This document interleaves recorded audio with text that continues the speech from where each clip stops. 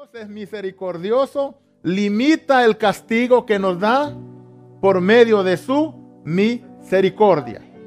Amén. Entonces acuérdense, está el trono de Dios y hay un círculo, y en ese círculo hay un arco iris. Cualquiera que quiera llegar hasta donde está el trono de Dios, primero tiene que pasar por la misericordia de Dios. ¿Cuántos dicen amén? Por eso nosotros, este es lo bonito de la palabra, por eso nosotros tenemos acceso directo al Padre. Pero no por méritos nuestros, sino por la misericordia de Dios. Aleluya. Bendito sea el Señor. Amén. El arco iris también, hermanos, era un símbolo de que la ofrenda fue aceptada. ¿De acuerdo? Entonces, cuando Caín y Abel trajeron una ofrenda, Dios aceptó la ofrenda de Abel, la consumió con fuego. Entonces, la señal de que Dios había aceptado la ofrenda de Noé era el arco iris. Dios le estaba diciendo ahí: mira, acepté lo que tú me ofreciste a mí. Por eso, hermanos, por eso cuando nosotros vemos en el cielo un trono y vemos un arco iris, eso nos está diciendo que Dios es misericordioso. Amén. Dios es misericordioso. Así es que Dios aceptó la ofrenda que trajo Noé. Y como podemos ver, ese arco iris representaba que Dios estaba aceptando ese sacrificio. De igual forma, al ver ese arco iris allí alrededor del trono, Dios nos está diciendo que Él aceptó la ofrenda más perfecta de que todos los tiempos se le haya ofrecido a Él. Y es la ofrenda de la vida de Jesucristo en la cruz del Calvario. Eso nos recuerda, ese arco iris nos recuerda, sí, que Dios aceptó la ofrenda ofrecida a Él para el perdón de nuestros pecados. Amén. Dios aceptó la ofrenda. Aleluya. Por eso, hermanos, dice la Escritura en 1 Tesalonicenses, capítulo 1, verso 10. Así como Noé, cuando Noé miraba el arco iris, decía: Dios tiene misericordia, no va a seguir lloviendo, Dios no nos va a destruir. Así nosotros hoy en día, vea lo que dice 1 Tesalonicenses 1:10. ¿Lo encontraron? Y esperar de los cielos a su Hijo, el cual resucitó de los muertos, a Jesús, quien nos libra de la ira venidera. ¿Cuántos dicen amén? Aleluya. Hermano, qué aplauso tan flojo. No lo puedo creer. Usted está oyendo de que Cristo lo libró de la ira venidera y como, no, pues como si nada. No, hombre. No. Cuando lleguemos, no sé si yo le voy a hacer una pregunta a ver si les gustan estos temas. Porque si les gusta podemos estudiar el libro que agarra Jesús cuando va desatando sello por sello. Y cada sello son juicios terribles que Dios envía a la tierra. Pero de todos esos juicios, Jesús ya nos liberó, ya nos libró. Amén. Así es que por eso nos gozamos, hermanos. Bueno, para avanzar, el segundo círculo eran 24 tronos. Ya vimos que el primer círculo, un arco iris, representa la misericordia de Dios. Amén. Dios es misericordioso. Nadie puede tener contacto con Él si primero no pasa por su misericordia. Amén. Entonces, luego, el segundo círculo, 24 tronos. Apocalipsis 4, verso 4. Alrededor del trono había 24 tronos. Y vi sentados en los tronos 24 ancianos vestidos de ropas blancas con coronas de oro en sus cabezas. Es interesante notar que en todo el universo hay un trono que rige, que gobierna. O sea, todas las cosas que aquí pasan, no pasan ajenas a ese trono. Ese trono tiene el control. Solo que Él permite que las cosas ocurran, pero no es que Él no esté viendo lo que aquí está pasando. Claro que sí. Por eso la Biblia dice que de toda palabra ociosa que nosotros hablemos, daremos cuenta en el día del juicio. O sea, todo se nos lleva un control. Hay un trono, pero alrededor de ese trono lo interesante es que hay 24 ancianos sentados en los tronos esos, lo cual nos revela que por decir así, la directriz de lo que pasa en todo el universo no depende única y exclusivamente de Dios, sino que Dios ha decidido por voluntad propia de Él compartir o delegar, ¿sí?, la responsabilidad de gobierno en toda su creación, como lo hace aquí con nosotros, los seres humanos. Nosotros, por ejemplo, Dios nos usa a nosotros, hombres y mujeres imperfectas, para llevar el sagrado mensaje de salvación. Dios podría hacerlo él solito, hablarle a cada persona individualmente, pero Dios no lo hace así. Dios nos da la bendición de que nosotros lo hagamos por Él, y Él habla por nosotros. Así que así es acá. Dios no es el solo que está gobernando, sino que hay 24 más que ejercen la administración, y no porque Dios él solito no pueda, no, sino porque Él así lo quiere. Es que Dios es así, ¿verdad? Entonces, vemos 24 tronos y vemos 24 ancianos vestidos de ropas blancas. Los ancianos no nos debemos de imaginar a viejitos, hermano, así como que pobrecitos que apenas no pueden caminar. No. Está hablando de que son seres maduros, con criterios maduros, con criterios plenos. Por ejemplo, Daniel vio a Dios y dice que cuando lo vio en una visión, lo vio como un anciano de días. Pero Dios no es un ancianito, hermanos, así todo tembloroso, no. Me explico, pero Él así lo describe. Así igual estos ancianos no se refiere a que sean unos viejitos en edad, sino que son plenos en sabiduría, en conocimiento, otorgado por el mismo Dios. Son seres con madurez, que conocen los propósitos de Dios, y que cuando ellos hacen las cosas es como si Dios las hiciera. Así, hermanos. Son seres que todo lo que ellos hacen lo hacen como si Dios lo hiciera, porque Dios realmente lo está haciendo a través de ellos. Como cuando usted le delega el cuidado a alguien. Usted tiene un hijo y usted, qué sé yo, va a alguna tienda y se lo encomienda a una hermana de la iglesia, y esa hermana le cuida a su niño, y entonces viene la hermana y se lo cuida bien, le da el jugo, le da la comida, y cuando usted llega el niño está feliz, está contento, porque es como que si usted lo cuidó. ¿Me expliqué? Así es esto. Entonces, seres con madurez, conocedores de los propósitos de Dios, capaces de comunicarlos. Algo similar, esto que vemos arriba es algo similar a lo que ocurrió en el desierto con Moisés. Veamos ese ejemplo. Números. Miren qué bonita es la Biblia, hermanos. Números 11, versos 16 y 17. Números 11, 16 al 17. ¿Lo encontraron? Entonces dijo Jehová a Moisés: reúneme, ¿está conmigo? Reúneme 70 varones de los ancianos de Israel, que tú sabes que son ancianos del pueblo, y sus principales. ¿Está conmigo? Y tráelos a la puerta del tabernáculo de reunión, y esperen ahí contigo. 17.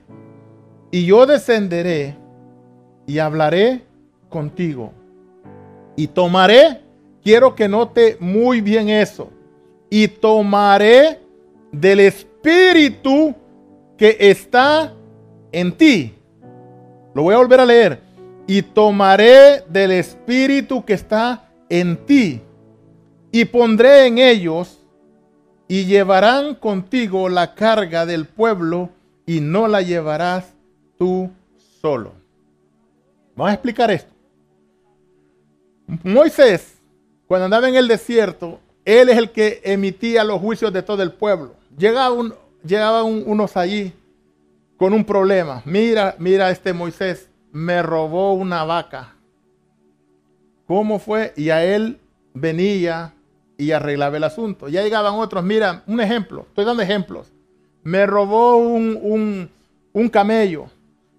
Y Moisés tenía que tratar todo eso. Entonces era imposible para él poder hacer justicia en todo el pueblo. Era necesario que Moisés tuviera ayuda. Entonces viene y Dios le dice, elige 70 ancianos y tráelos para que ellos te ayuden a administrar al pueblo. Pero note lo que Dios hace, y eso es importante que lo entendamos y que lo meditemos. Dice el versículo 17, que dice que Dios le dijo a él que iba a poner del espíritu, pero que había en Moisés. ¿Lo está viendo? O sea, Moisés tenía una unción como líder, pero Dios iba a tomar de lo que había en Moisés y agregárselo a los otros 70. Ok, los 70 no iban a tener una unción diferente a la de Moisés. No, era de la de Moisés para ellos. ¿Por qué? Porque Dios respeta las jerarquías. Dios es un Dios de orden. Dios, hermanos, en todo el universo, si lo estudiamos, vemos que hay ángeles, arcángeles, querubines, serafines. Hay muchas criaturas que tienen jerarquías. Entonces, y Dios respeta sus leyes, sus normas, como Él lo ha establecido. Estos 70 no podían un día creerse más que Moisés y decirle, mira, yo también, Dios a mí directamente, a mí me ungió. No le podían decir eso, no. Moisés les podía decir, mira, de lo mío te dieron, por decir así, por decir algo. Así es que note que Dios siempre, hermanos, ha respetado los niveles que Él establece. Por eso es triste a veces, hermanos, que hay personas que Dios las comienza a usar dentro de una iglesia y de repente ellos comienzan a sentirse superiores, por decir algo, a los líderes o al pastor, por decir algo, cuando Dios respeta las jerarquías. Por ejemplo, miren lo que dice la Biblia con respecto a eso. En Mateo, en el capítulo 10. Mateo en el capítulo 10. Dios ha establecido su orden. ¿Lo tiene? Mateo 10, verso 40 y verso 41. Mateo 10, verso 40 y verso 41. Lo leo. El que a vosotros recibe, dijo Jesús, a mí me recibe. Y el que me recibe a mí, ¿recibe a quién? Al que me envió. 41. Y después explicamos. El que recibe a un profeta, por cuanto es profeta, recompensa de profeta recibirá. Y al que recibe a un justo, por cuanto es justo, recompensa de justo recibirá. Jesús está diciendo un orden acá. Mira, ustedes, si alguien los recibe a ustedes, me está recibiendo a mí, que soy Jesús. Y si alguien me recibe a mí, está recibiendo al Padre, que es el que me envió. Vea cómo va en descenso. Y dice que si usted recibe a un profeta, recompensa de profeta va a tener. Si usted recibe a un evangelista, recompensa de evangelista va a tener. Si usted recibe, por decir algo, a un ujier, recompensa de ujier va a tener. Porque Dios tiene jerarquías. Amén. Dios tiene jerarquías. Por ejemplo, un decir esto, para ilustrarlo mejor en estos tiempos. Usted compró una casa y quiere que alguien se la bendiga. Está el líder que Dios puso y están los otros líderes. Un ejemplo, hay un ujier. Usted llega a que el ujier ore por su casa. ¿Qué bendición va a tener en su casa? La del ujier. ¿Me explico? Así en todos los casos. Porque Dios respeta el orden que Él ha establecido. Ahora, su ropa blanca nos indica la pureza. Su ropa blanca nos indica la limpieza de ellos, recordándonos que nadie sucio puede acercarse al trono de Dios. Nadie sucio puede entrar al trono de Dios. Tenían coronas en sus cabezas, lo que indica que Dios delega, hermanos, autoridad.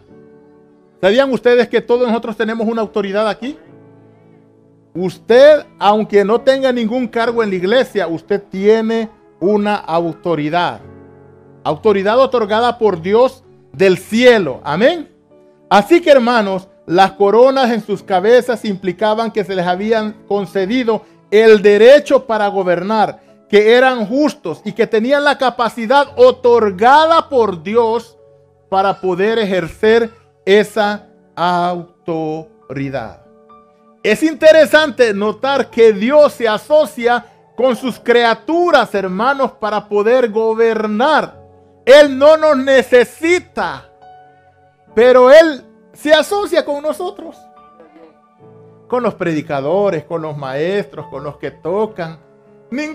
A ninguno de nosotros Dios nos necesita. Porque si nosotros nos ponemos los moños, Él nos quita y busca a otros.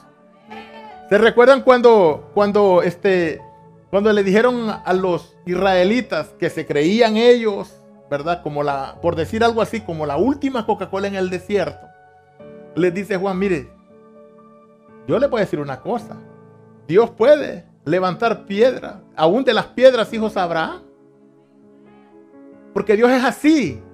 Dios es, hermano, supremamente sobrenatural y Él puede hacer lo que Él quiere. Entonces, no debemos de tenernos la idea de que Dios gobierna de manera solitaria, sino que Dios gobierna de manera asociada.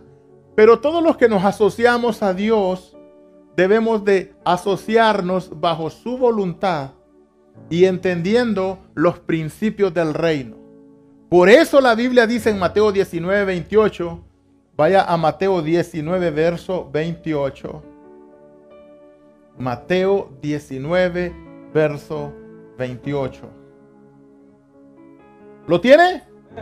Y Jesús les dijo, de cierto os digo que en la regeneración, cuando el Hijo del Hombre se siente en el trono de su gloria, vosotros que me habéis seguido, os sentaréis sobre 12 tronos para juzgar a las 12 tribus de Israel.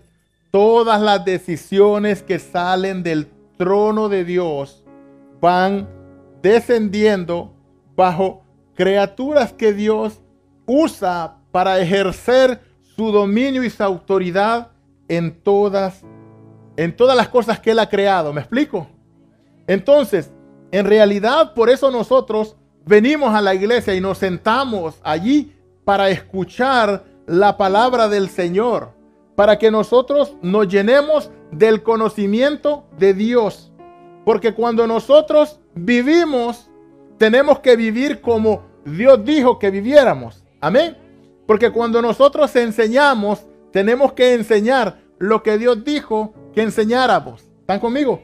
Porque de esa manera y solo de esa manera estamos, hermanos, haciendo una asociación correcta o haciendo llegarle a los demás lo que Dios quiere que los demás conozcan, como algo así como su voluntad. Nosotros no podemos pararnos y decirnos que se nos antoje. No, debemos de decir lo que Dios quiere que se diga. Por eso invitamos, hermanos, a las personas a venir a los pies de Cristo para que conozca de Dios, porque esa es la voluntad de Dios. Bueno, del trono, y me gustaría que que el muchacho pusiera la toma de donde está el trono, donde salen relámpagos ahí. Del trono, dice Apocalipsis 4, verso 5. 4, 5. Y del trono salían relámpagos y truenos y voces. Delante del trono ardían 7 lámparas de fuego, las cuales son los 7 espíritus de Dios. Ahí les pusimos una pequeña ilustración de lo que Juan vio. Vio un trono y del trono salían así como voces, como relámpagos, salían truenos. Todo eso indica algo o nos está diciendo algo. Cuando va a llover, ¿qué empieza usted a oír? Truenos y ¿qué más? ¿Y eso qué causa en usted? Cierto temor. ¿Sí? Porque usted está siendo como advertido de que una tempestad se avecina. Amén. Cuando Juan mira que del trono se oyen todas esas cosas, Juan nos está advirtiendo a todos en todas las generaciones que está a punto de ocurrir algo grande, algo feo, algo destructivo, que una tempestad se avecina. O sea, los truenos, todo eso son símbolos, hermanos, de que algo terrible viene para la tierra. Y eso nos recuerda a la experiencia que tuvo Israel cuando recibió la ley de parte de Dios. Porque todo esto tiene un paralelismo, hermanos. Y la Biblia, ella sola se explica. Por ejemplo, los truenos y todo eso. Veamos la experiencia de Israel en el monte Sinaí. Miren lo que ocurrió allí en Éxodo 19, el verso 16. Vamos a leer mucha Biblia porque el libro de Apocalipsis tiene muchos simbolismos. Y la Biblia ya sola se va explicando. ¿Lo tiene? Éxodo 19, versículo 16 al 19. Dice así: aconteció que al tercer día, cuando vino la mañana, vinieron truenos. ¿Qué más vino?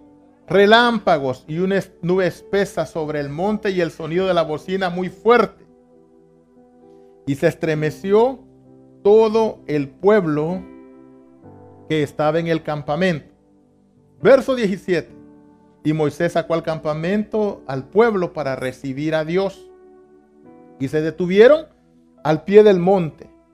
Verso 18. Todo el monte Sinaí humeaba, porque Jehová había descendido sobre el fuego, y el humo como el humo de un horno, y todo el monte se estremecía en gran manera. El sonido de la bocina iba aumentando en extremo. Moisés hablaba y Dios le respondía con voz como tronante. Mire la experiencia de Israel. Cuando Dios te habla, cuando hay una manifestación de esa, es una manifestación sobrenatural. El monte temblaba al escuchar la voz de Dios. Y se oían truenos y se veían relámpagos. Y note que Dios desciende, dice allí, en una nube. La nube lo cubre para no poderlo ver, por decir así, ¿verdad? Así que, hermanos, la misma experiencia que hubo en el Sinaí la tiene Juan mirando eso en el cielo. Entonces, en el Sinaí, miren los paralelismos. Cuando Dios desciende para darnos las normas, las reglas, la ley sobre la cual se debería de caminar. En Apocalipsis, los mismos truenos, eso sirve como para decirnos que el juicio viene sobre toda la humanidad, porque Dios ya nos dijo por dónde debemos caminar y cómo debemos vivir, y no hemos vivido en armonía a lo que Él nos dijo que deberíamos hacer y vivir.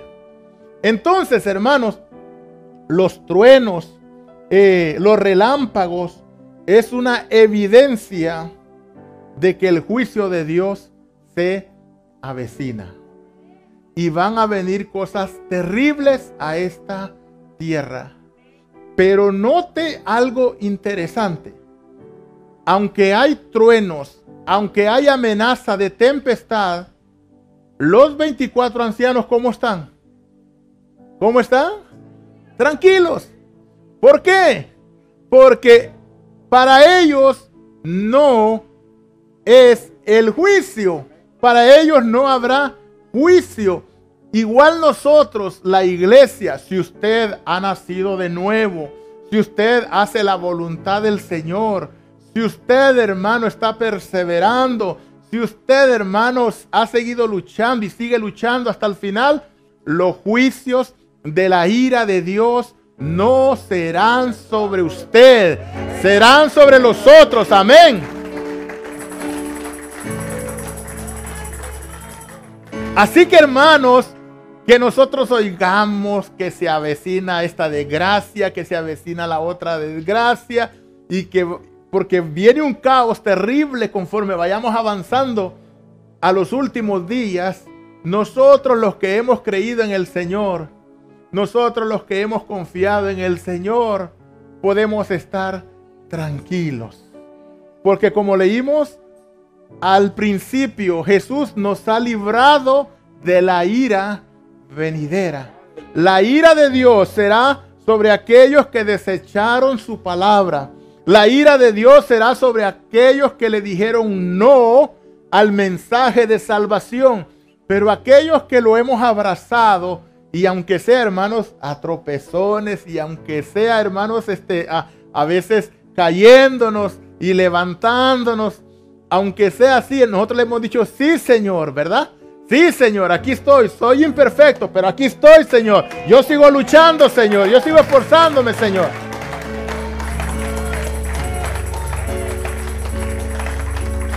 Entonces, nosotros podemos estar tranquilos, confiados de que esos juicios no vienen sobre nosotros. Ustedes se recuerdan que dice la Biblia que cuando Dios envió sus plagas sobre Egipto, por ejemplo, hay una plaga que a mí me impresiona cuando yo la leo. Dice la plaga de las tinieblas. Por 3 días, hermanos, por 3 días, los egipcios dice que pasaron unas tinieblas tan densas que las palpaban y que nadie vio a su compañero por 3 días. Pero más adelante dice la Biblia, pero Israel tenía luz en sus casas. Amén. Aleluya. Así es que vale la pena, hermano, servir a Dios. Vale la pena honrar, vale la pena que se esfuerce, vale la pena que venga a la iglesia. Mire, no importa que cada vez que nosotros vengamos le digamos algo que a usted le duele. Siga viniendo, siga viniendo, siga viniendo. Porque la palabra de Dios es dura, pero solo guardando la palabra nos va a mantener en el lugar que Dios nos quiere, salvo de la ira venidera. Así es que, hermanos, honremos al Señor. Aleluya. Quiero que leamos el último pasaje, Apocalipsis 5, versos 8 y 10. Apocalipsis 5, versos 8 al 10. Por esta razón, lo que hemos sido redimidos con la sangre de Jesús, no tememos. Leo este pasaje para concluir. Apocalipsis 5, verso 8. Y cuando hubo tomado el libro, los 4 seres vivientes y los 24 ancianos se postraron delante del Cordero. Todos tenían arpas y copas de oro llenas de incienso, que son las oraciones de los santos. Verso 9.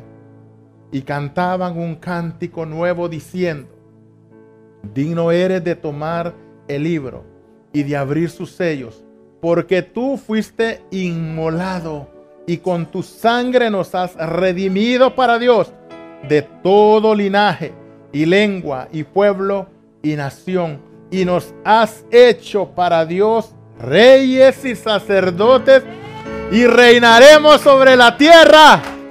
Aleluya. Reinaremos. Así que no importa que nos digan que estamos locos. No importa, hermanos, porque vamos a tener una recompensa. Así es que usted tiene que hablar el evangelio a su familia, a sus hijos. No importa que le digan a sus hijos, ya me aburriste, mamá, ya me aburriste, papá. Usted siga hablándoles, porque si ellos se arrepienten y buscan del Señor, la salvación será para sus vidas. Pero si ellos no se arrepienten, como vamos a ver en los sellos, son juicios que se avecinan. ¿Quieren ponerse de pie, mis hermanos? Todos los creyentes que hemos nacido de nuevo podemos estar tranquilos, porque los juicios de Dios no son para nosotros. Los juicios de Dios son para los que rechazaron la oportunidad de salvación en Cristo Jesús. Dios estableció un medio para salvarnos, y ese es el sacrificio de Cristo Jesús en la cruz del Calvario.